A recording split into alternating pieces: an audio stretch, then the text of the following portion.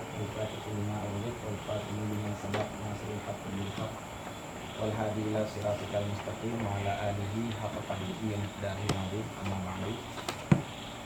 Kami muliakan Guru Bandung dan rahmati Allah. Alhamdulillah, malam berbahagianya Puan diberikan kepercayaan untuk sama-sama takaji masalah aktualisasi tasawuf sosial. Mungkin di sini bukan mengajari tapi sama-sama takaji dengan kekurangan-kekurangan yang perlu kita tambah-tambah, mungkin kita tambah sama-sama. Kemudian sebelum melanjutkan bahan, Puan lagi maaf misalnya untuk hal-hal mungkin yang kurang berkenan atau dari segi kekurangan-kekurangan ini adalah maaf kan. Baik, bismillahirrahmanirrahim. Yang pertama adalah saya mengangkat tema aktualisasi dimensi tasawuf sosial. Karena selama ini kita melihat tasawuf itu selalu mengawang-awang, seakan-akan tasawuf itu ilmu yang susah sekali. Seakan-akan tasawuf itu hanya milik hawasul hawas, sehingga orang-orang awam seperti kita ini seakan-akan tidak bisa menyentuhnya. Padahal kalau kita lihat dari berbagai perspektif, ada dimensi-dimensi yang memang tasawuf itu bisa kita dapat. Tidak hanya dalam masalah kesalehan individu, tapi juga dimensi sosial. Tapi sebelumnya kita ingin melihat dulu bagaimana dilema tasawuf ini di zaman dari dulu sampai sekarang. Jadi tasawuf ini berada di antara dua sisi. Ada sisi yang kritikus, ada lagi sisi mereka-mereka yang terlalu fanatik. Nah, dari sisi kritikus tasawuf ini ada dua kelompok lagi terpecah lagi. Tergantung alasannya. Jadi tadi ada dua, ada kelompok yang sangat fanatik dengan tasawuf, ada kelompok yang mengkritik habis-habisan tasawuf, menghajar tasawuf habis-habisan. Kelompok yang menghajar tasawuf ini ada dua kelompok lagi. Yang pertama yang menganggap tasawuf sebagai itu biang keladi kemunduran Islam. Karena tasawuf ini kan berbicara hanya masalah esoteris, masalah batiniah saja. Kemudian hidup zuhud, asketisme, zuhud, tarkud dunia, kemudian jauh daripada dunia, hidup dengan khumul, membenci dunia habis-habisan. Jadi kelompok ini menganggap karena ajaran-ajaran ini itu penyebab Islam itu mundur. Nah, ini menurut anggapan mereka. Mereka salah, mungkin keliru dalam memahami makna zuhud, keliru dalam memaknai makna tasawuf, sehingga mereka menghajar tasawuf karena alasan itu, dianggap sebagai biang kemunduran Islam. Nah, mungkin di antara kelompok-kelompok ini adalah kelompok Tanwiri. Di Arab disebut Tanwiri. Kelompok Tanwiri itu kelompok yang mengusung semacam pencerahan, tanwir, pencerahan. Tapi kadang-kadang kelompok ini memangkas habis turas. Turas nggak boleh dipakai lagi. Nah, sekarang kita memakai ini zaman dah berubah, turas itu diciptakan untuk zamannya. Sekarang kita perlu menyusun formula baru. Ini kelompok Tanwiri. Ya, atau di Mesir itu biasanya disebut Tanwiri. Mereka isi-isinya itu orang-orang kelompok liberalis biasanya. Dan tidak sedikit kalangan muslim yang mengikut kelompok ini. Kemudian kelompok kedua, kelompok masih yang menghajar tasawuf, mengkritik tasawuf habis-habisan. Kenapa? Nah, jika tadi dianggap sebagai biang kemunduran Islam, kelompok ini menganggap tasawuf itu banyak khurafat-khurafat, banyak bid'ah-bid'ah, sehingga mereka menganggap tasawuf itu nggak ada pada masa ini. Nah, jadi sama-sama mengkritik tasawuf walaupun beda arah, beda alasan, tapi kedua kelompok ini sepakat untuk memangkas habis tasawuf, nggak ada tasawuf. Nah, itu kelompok yang yang menolak tasawuf. Di antaranya itu ada diwakili oleh, mungkin kalau dulu pengusung neo-sufism itu Ibnu Taimiyah. Beliau sebenarnya bukan menolak habis-habisan tasawuf, tapi hanya mengkritik saja. Bukan dalam artian na nyamuk lang lembu tata. Ibn Taimiyah bukan seperti itu. Beliau hanya ingin membersihkan tasawuf dari hal-hal itu. Buktinya apa? Nanti akan kita lihat bahwa beliau memuji Abdul Qadir Al-Jailani, memuji Abu Hasan Asy-Syadzili, dan menganggap ada tasawuf sunni, ada tasawuf yang sesat. Ini Ibn Taimiyah. Artinya bisa kita katakan objektif. Nah, kemudian ada lagi yang setelahnya, Muhammad bin Abdul Wahab. Ini lebih ekstrim. Kalau Ibn Taimiyah mengatakan tasawuf itu tidak semuanya perlu dihindari, tapi kalau Muhammad bin Abdul Wahab mengatakan harus dihindari semuanya, diikuti oleh penerus-penerusnya. Kemudian yang kelompok-kelompok yang agak modernis sedikit yang menolak tasawuf ada Muhammad Rashid Ridha. Beliau seorang ulama pada masanya, yang pertama murid Muhammad Abduh yang dikenal dengan pencerahan-pencerahan, tapi kemudian terkukung dalam mazhab ini, mazhab yang menolak habis tasawuf. Kemudian yang kedua, ada orang yang fanatik sekali dengan tasawuf, sehingga mereka menganggap apapun yang praktik-praktik yang ada dalam tasawuf benar semua, meskipun bertentangan dengan syariat. Ya, jadi dilema sebenarnya. Di satu sisi dikritik karena hal-hal tadi, di sisi lain ada emang orang-orang yang fanatik, sehingga meskipun ada hal-hal yang bertolak belakang dengan syariat, nggak mau tahu. Kalau bahasa Syekh Said Ramadan Al-Buti itu taqdisus syekh, menganggap syekh itu udah tingkatan yang, bahkan Syekh Buti lebih ekstrim, mengatakan mereka sudah menjadikan wali itu lebih daripada derajat Nabi. Syekh Buti mengatakan. Nah, ini oknum mungkin. Ajaran tasawuf kan tidak demikian. Nah, kemudian kita berada di mana? Jadi kan ada dua kelompok. Ada kelompok yang secara ekstrim menghajar tasawuf habis-habisan, ada kelompok yang fanatik terhadap tasawuf. Kita seperti biasa berada di tengah, tidak mengkritik, tidak memangkas habis, dan juga tidak terlalu fanatik.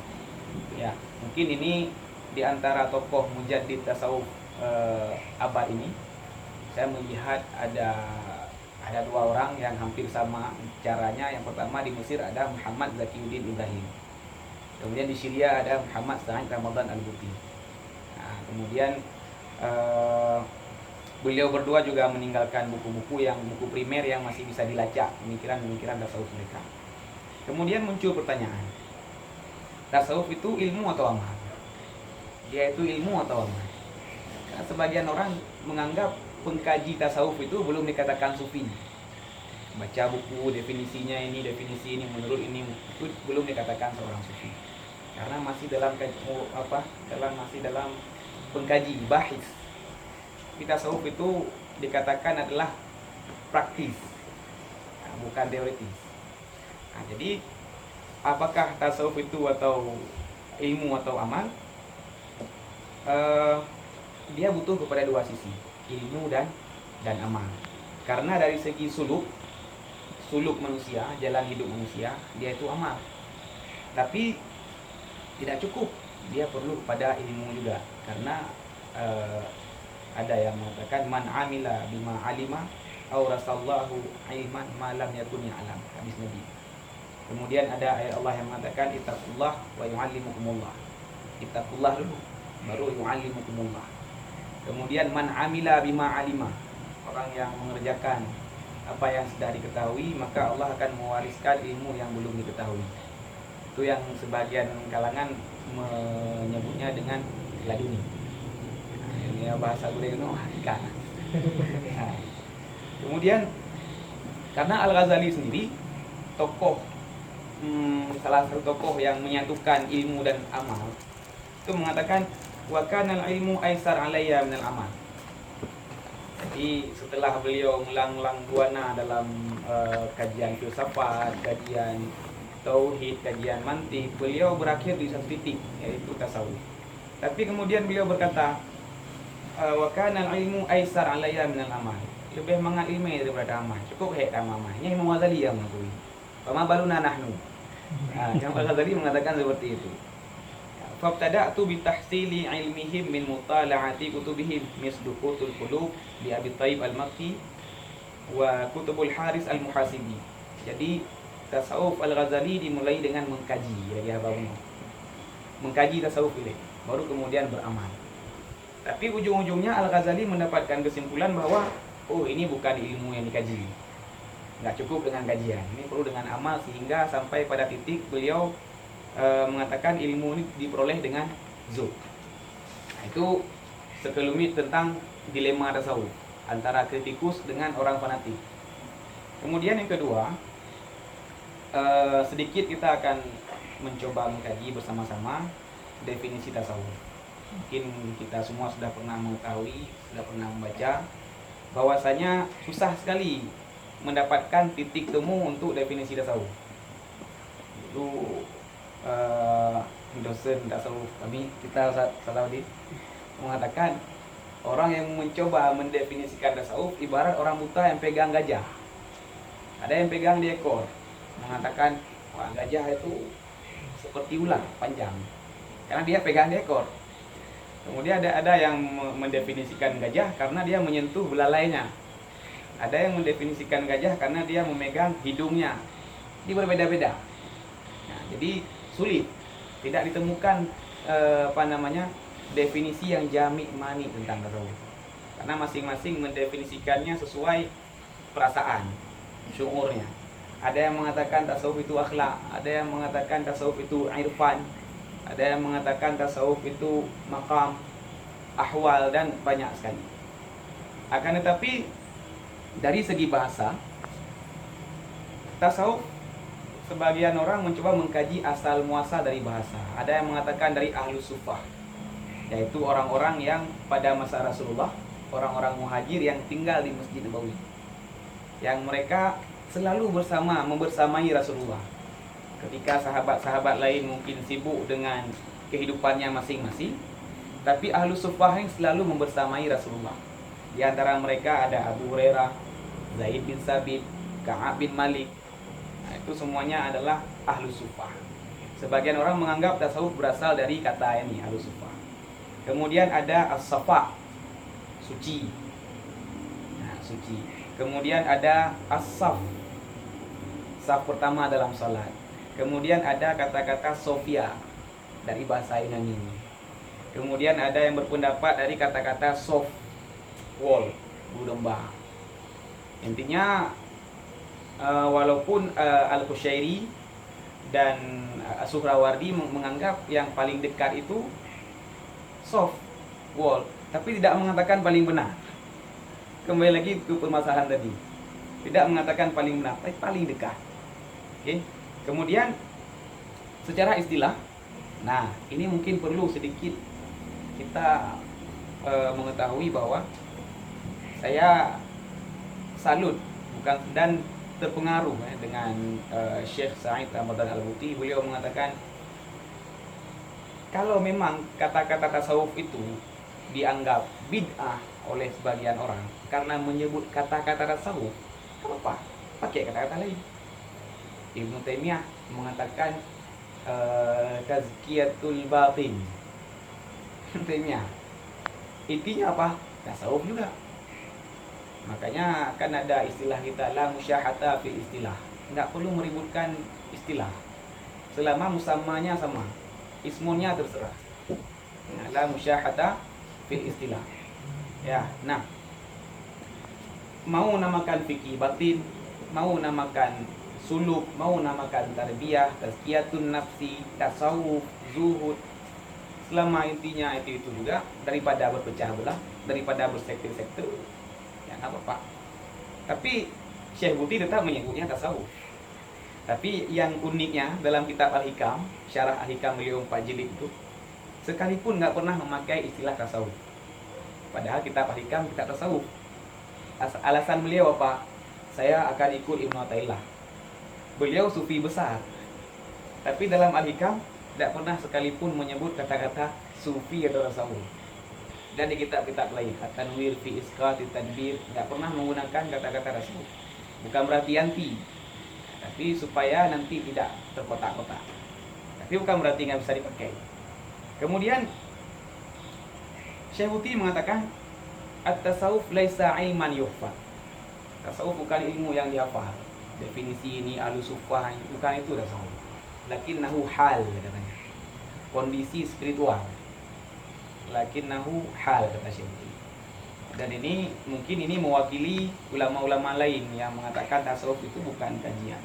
Seorang yang hafal semua kata-kata sufi itu mungkin belum bisa disebut tasawuf sufi. Kenapa? Karena mereka menghafal saja. Tapi sebagian orang yang tidak tahu pun dari mana diambil kata tasawuf, tapi sudah mengikuti tahapan-tahapan yang ditinggalkan ulama-ulama dahulu, mereka lah sufi yang sebenarnya. Nah, kemudian Syekh Huti juga mengatakan, karena tasawuf fi awali amrihi musamma biduni ismin. Dulu tasawuf itu udah ada, tapi namanya belum tahu. Belum diketahui ada nama tasawuf, tapi perbuatannya sudah ada, berjalan, tasawufnya berjalan. Lakin katanya amalan asbaha ismun bila musamma. Syekh Huti. Sekarang namanya banyak, orang berdebat banyak tasawuf. Tapi nilai-nilainya itu kadang-kadang udah samar-samar, nggak bisa dilihat lagi. Ya, ini mungkin perlu untuk kita ketahui, untuk merefresh lagi bahwasanya kita sudah berada di tahapan ini sekarang. Nah, kemudian saya mencoba mendefinisikan secara istilah, bukan saya mengutip katanya ulama-ulama yang dianggap Sayyidut Taifah, yaitu imam-imamnya, apa namanya, orang-orang hebatnya ya, orang-orang pemuka tasawufnya yang seperti kita katakan, misalnya Ahlussunnah itu harus bertauhid Asy'ari, harus bermazhab salah satu yang 4, kemudian bertasawuf dengan tasawuf Junaid al-Baghdadi. Junaid al-Baghdadi mengatakan at-tasawuf isti'malu kulli khuluqin sani wa tarku kulli khuluqin dani. Ya, menggunakan semua akhlak-akhlak yang baik, mengambil akhlak-akhlak yang baik, melakukan akhlak-akhlak yang baik, dan meninggalkan semua akhlak-akhlak yang jelek. Sayyidut Taifah. Saya rasa semua sufi sepakat, Junaid ini imam mutasawwifin. Ya. Jadi imam mutasawwifin di garis bawah beliau mendefinisikan tasawuf dengan akhlak. Kemudian Al-Ghazali mengatakan laqad alimtu yaqinan. Ini di kitab Al-Munqidh min ad-Dhalal beliau mengatakan. Kita bisa dikatakan itu kitab terakhir di fase kehidupan beliau. Laqad alimtu yaqinan anna sufiyah humus salikuna li tariqillah ta'ala khassah. Wa anna sayrahum ahsanus sayr wa tariqatuhum aswabut turuq wa akhlaquhum azkal akhlaq. Lagi-lagi akhlak Imam Al-Ghazali. Ya. Kemudian Imam Abul Hasan Asy-Syadzuli mengatakan at-tasawuf tadribun nafsi 'alal 'ubudiyah, ibadah. Ya. Jadi titik temu di tiga definisi itu di mana?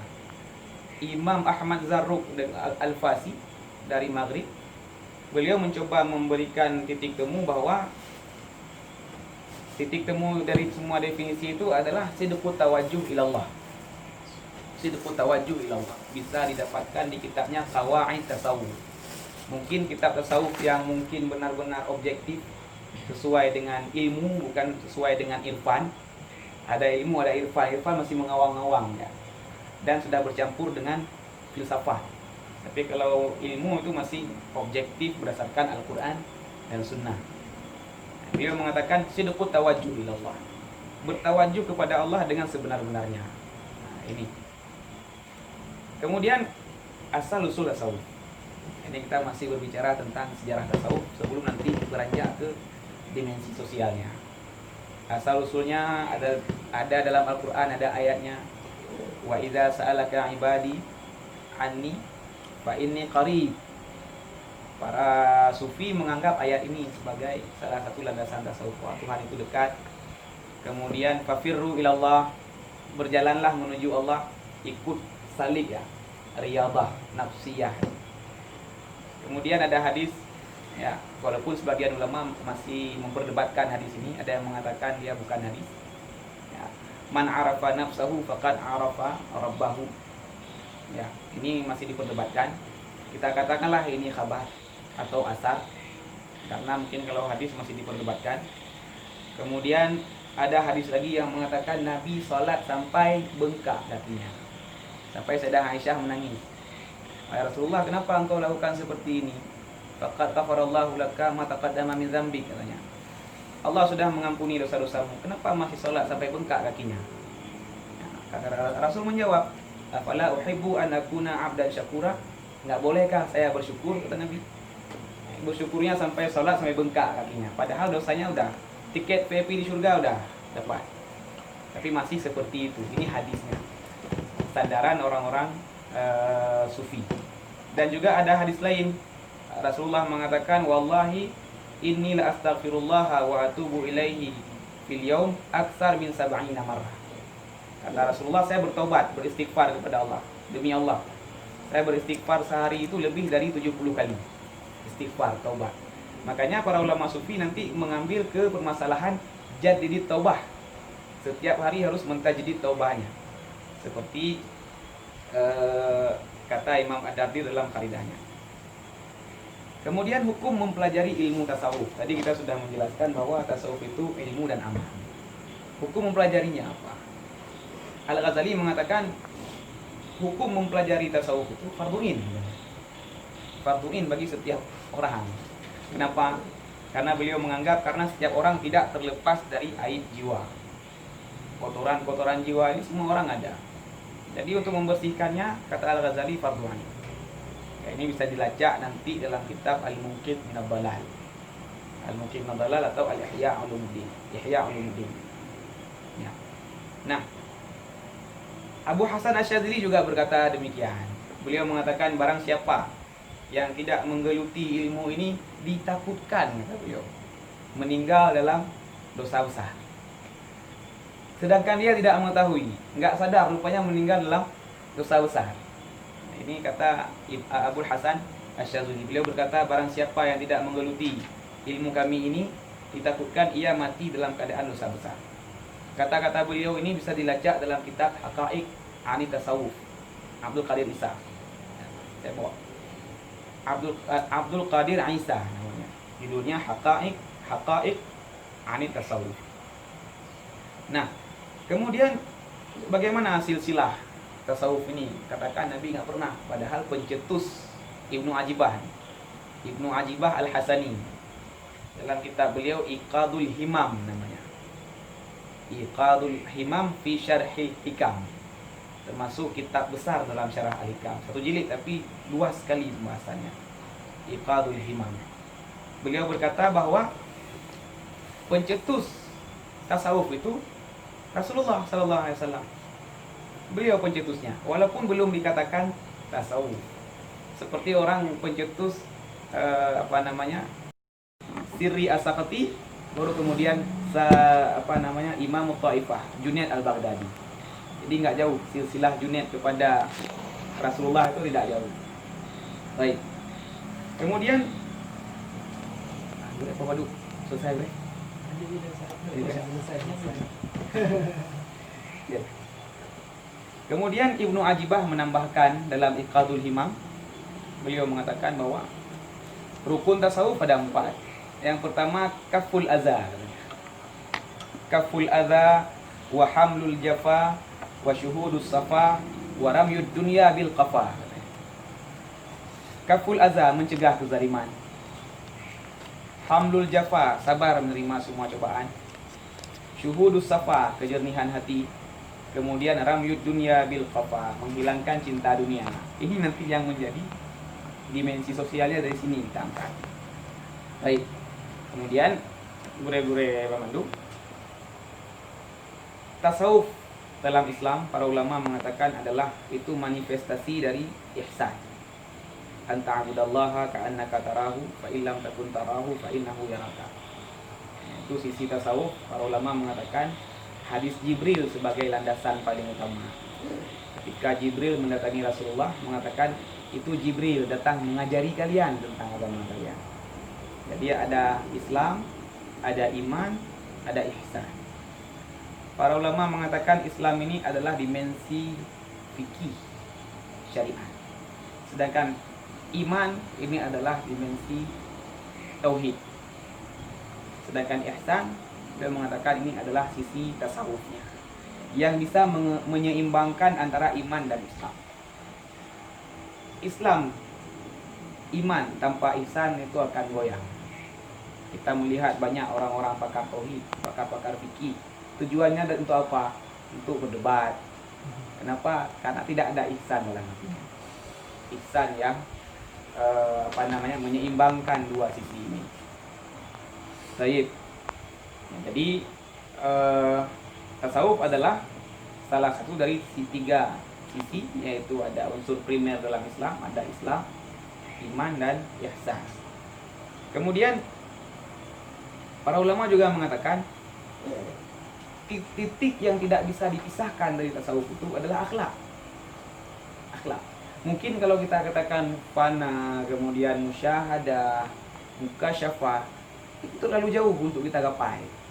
Tapi kalau akhlak, itu semua bisa menggapainya. Jadi itu yang saya katakan, supaya tasawuf itu tidak melangit, tapi membumi. Tidak membumi, tasawuf membumi dengan akhlak. Ya. Dan ia sangat erat kaitannya dengan tauhid. Orang bertasawuf itu sebenarnya tidak akan syirik, karena hakikat tasawuf itu adalah tauhid. Dan hakikat tauhid itu untuk memperbaiki diri. Orang semakin bertauhid, semakin sadar lemah. Semakin sadar keagungan Allah, semakin sadar dirinya itu lemah. Semakin sadar dirinya lemah, semakin kuat ibadahnya kepada Allah. Semakin erat kaitan hatinya dengan Allah, karena dia merasa dirinya lemah. Itu dari khabar tadi, man arafa nafsahu, barang siapa yang tahu dirinya lemah, arafa rabbahu, maka dia akan tahu Tuhannya yang maha agung. Baik, guru-guru semuanya, Al-Ghazali mengatakan titik dari semua hal tadi ada di hati. Itu beranjak dari hadis Nabi. Ya, inna fil jasadi la mudghah idza saluhat jasadu kullu wa idza fasadat fasadal jasadu kullu ala wa hiya qalbu. Ada segumpal darah yang dia baik maka semuanya akan baik. Jika dia jelek maka semuanya akan hancur. Itulah hati. Jadi ini mengatakan adalah moral manusia itu berdasar dari hati. Nanti hati ini menerima informasinya dari mana? Yang pertama dari musyahadah. Kita melihat alam semesta. Namanya muamalah namanya. Kita bermuamalah dengan alam, kita bermuamalah dengan diri, kita bermuamalah dengan apapun semua makhluk, sehingga kita sampai kepada titik ini adalah ciptaan Allah. Kemudian ada sisi lain namanya mukasyafah. Mukasyafah ini sisi yang biasanya masuk wahyu, ilham, tapi wahyu dah nggak ada lagi. Berarti yang ada potensi itu ilham. Itu makanya ada orang yang mengatakan ada ilmu laduni, kasyaf. Itu ada. Kita tidak mengingkari, itu ada. Ya. Kemudian ada yang namanya dalam tasawuf itu takhalluq, ta'alluq, tahaqquk. Takhalluq itu berakhlak dulu sebaik mungkin. Berakhlak, takhalluq dengan Allah, dengan sesama manusia, dengan makhluk yang lain, tumbuh-tumbuhan, binatang, takhalluq. Kemudian ta'alluq, hati. Kalau takhalluq lebih kepada jasadiyah, kalau ta'alluq lebih kepada amalul qalbi, ta'alluq kepada Allah. Kemudian baru tahaqquk, sampai kepada hakikat. Nah, gimana sampai kepada hakikat? Kita belum sampai. Jadi susah untuk digambarkan kalau ibarat orang yang mengatakan gula manis, tapi nggak sekalipun belum pernah ngambil gula masukin ke mulut, katanya gula manis. Nah, itu belum, masih meraba-raba. Nah, atau tahalli, tajalli, itu istilah yang populer dalam ilmu tasawuf. Tahalli, menghilangkan semua akhlak-akhlak buruk. Ya, ini proses sebelum taubat. Hilangkan akhlak-akhlak buruk, takhalli. Kemudian ada tahalli, mengisi dengan hal-hal baik. Kemudian nanti akan nampak tajalli, tajalliyat, pancaran nur ilahi. Kemudian inti dari tasawuf lagi itu adalah fikir dan zikir. Nggak bisa dilepaskan, fikir dan zikir. Ada orang yang berzikir saja tidak berpikir, nggak sempurna. Ada orang berpikir nggak pernah berpikir, sama juga. Ya, ada zikir, ada pikir. Jika kita berzikir, kita melihat dunia ini bagaimana hebatnya bumi jika dibandingkan dengan planet-planet lain nggak seberapa. Kemudian planet-planet ini jika dibandingkan dengan matahari tidak seberapa. Semuanya berada dalam satu galaksi. Galaksi ini di alam semesta rupanya ribuan galaksi. Jadi manusia sekecil apa? Nah ini pikir, sehingga menimbulkan zikir. Zikir. Nah, gurau-gurau semuanya. Terus itu hanya sedikit dari teori-teori tentang tasawuf. Mungkin kalau kita kaji masih banyak dimensinya. Ada dimensi tarikat, ada dimensi makamat, ada dimensi hal nanti, kemudian siapa aja tokoh-tokohnya. Karena pada abad kedua Hijriah belum dikenal kata-kata tasawuf, tapi mereka lebih suka menyebutnya zuhud. Siapa tokohnya? Ada Hasan Basri, ada Rabi'ah Hadawiyah, ada Ma'ruf Al-Karfi nanti. Jadi orang-orang ini adalah sufi, tapi sufi salafus saleh. Makanya nanti sufi dibagi dua. Ada namanya tasawuf salafi. Salafi dalam artian sebenarnya yang dulu salafi. Kemudian ada tasawuf falsafi atau irfani sekarang. Yang tasawuf akhlaki itu, tasawuf salafi identik dengan akhlak. Lebih menitik beratkan pada akhlak, pada suluk manusia, hubungan manusia dengan Tuhannya juga. Zikir, fikir, belum terkontaminasi dengan unsur-unsur filsafat, belum terkontaminasi dengan logika-logika Yunani. Akan tetapi kemudian muncul tasawuf irfani, tasawuf falsafi, yang mungkin tokohnya kita sama-sama pernah dengar, seperti misalnya Abdul Karim Al-Jili, kemudian ada Suhrawardi Al-Maktul, ada Ibnu Arabi dan sebagainya. Tapi corak tasawuf mereka lebih kepada tasawuf falsafi, yang kadang-kadang dari tasawuf falsafi ini mengeluarkan bahasa-bahasa yang mungkin zahir, kalau mereka seakan-akan bertolak belakang dengan syariat, seperti yang pernah terjadi pada Abu Mansur Al-Hallaj, kemudian yang pernah terjadi pada Abu Yazid Al-Bistami. Kalau mungkin kalau di Indonesia ada Syekh Siti Jenar ya, dan sebagainya, yang tasawuf irfani namanya. Sehingga nampak secara zahir bertentangan dengan syariat, tapi secara batin wallahu a'lam. Kita tidak berani mengatakan iya, juga tidak berani menghukum itu nggak benar. Makanya yang saya katakan ini, kadang-kadang mereka sampai pada sebuah keadaan yang sulit untuk dibahasakan, tapi dibahasakan juga dengan bahasa yang mendekati ya, karena yang pernah saya katakan logikanya seperti ini. Gula, madu, apakah sama rasanya? Beda. Tapi kita menyebutnya apa? Manis, padahal rasanya beda. Nah, jadi itu juga mencoba mendekatkan pemahaman dengan bahasa terdekat.